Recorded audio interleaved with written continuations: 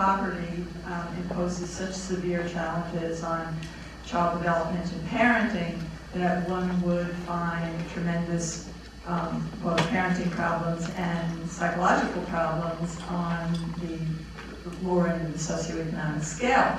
And the corollary to that has always been that parents who were educated and had some money would offer a protective effect on their child's development. The kids that are looked at in this book are kids with incomes of $120,000 to $160,000, which in the Bay Area would not be considered affluent. There are plenty of places in this country where it would, but it isn't here. I want to make a point about why we actually should care about those kids anyway.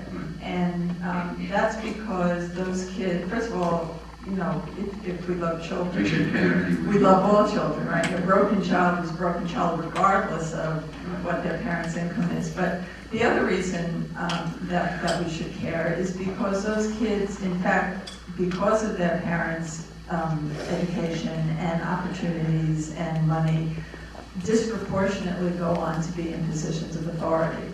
So they will be our policymakers, and they will be our politicians and our doctors and our lawyers. So it's in their best interest, as it is for all children, to be well, but it's also in the interest of all of us who hope to have a doctor with a sense of empathy as opposed to entitlement, that they grow up both healthy in terms of their own development, but also with a sense of conscience and connectedness.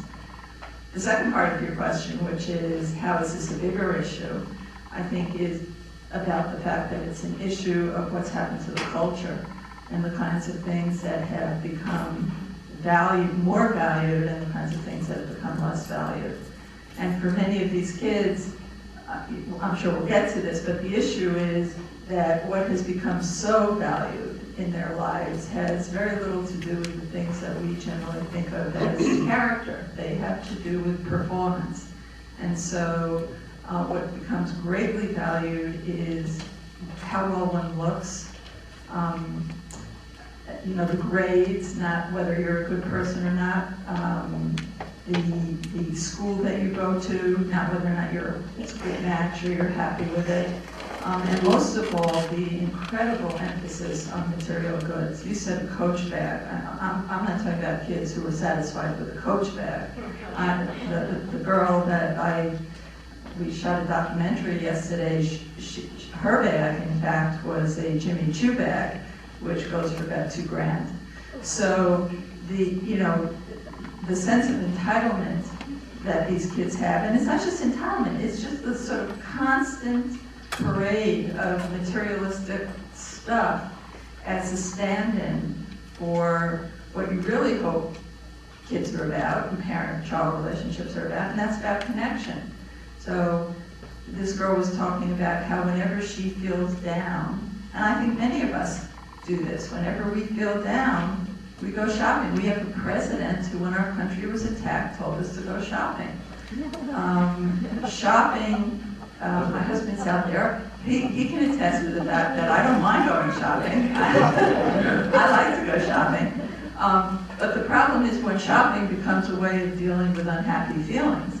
The common retail therapy, shopping is no therapy at all, and materialism is no therapy. And what we know about kids who are materialistic is that they do worse on all the measures that we'd like to see kids do well on, like attachment and grades and social relationships, but they're also the least altruistic of any group of kids.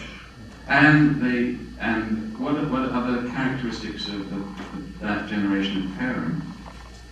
Also, where did that idea come from that you can buy anything?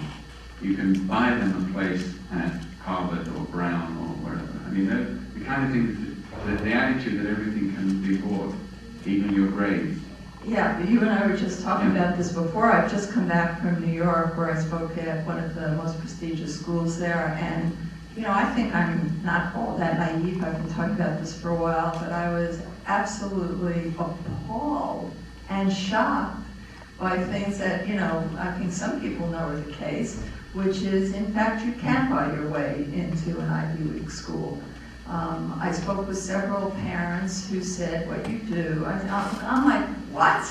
And, you know, they're like, what you do is instead of attaching the check for $175 with your child's application, you attach a check for $1,075,000, and you just staple it on. And you know, and the tutors in New York City at some of these schools, I was just telling Alan, are $700, $800, and $1,000 an hour to tutor kids who aren't failing, but who are doing well to make sure they maintain their position. Now, how a parent has come to think that this is a good idea for their child, I don't have the full answer to that.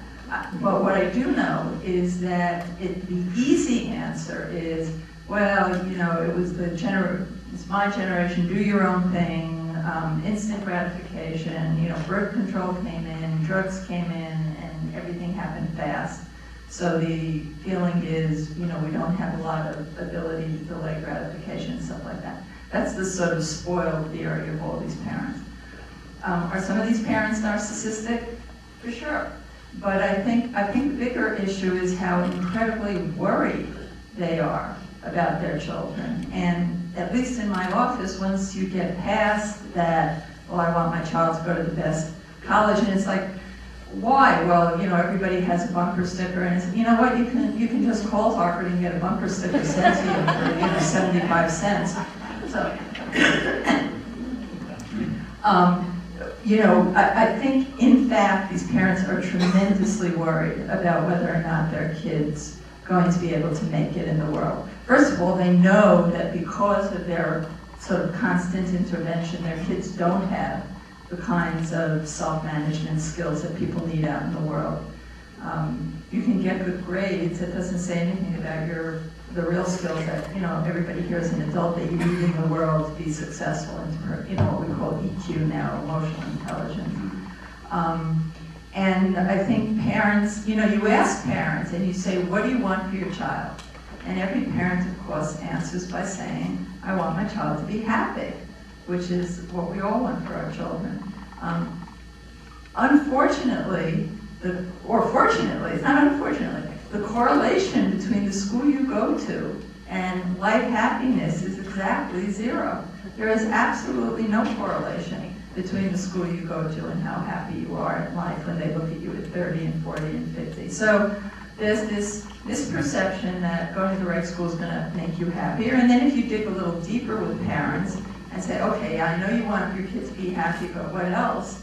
And they say, well, you know, I know that if they go to Yale or if they go to Princeton, they're going to be more financially comfortable. Their life is going to be easier. And once again, the University of Michigan's done a longitudinal study, and it shows that correlation between the school you go to and your lifetime earnings is zero.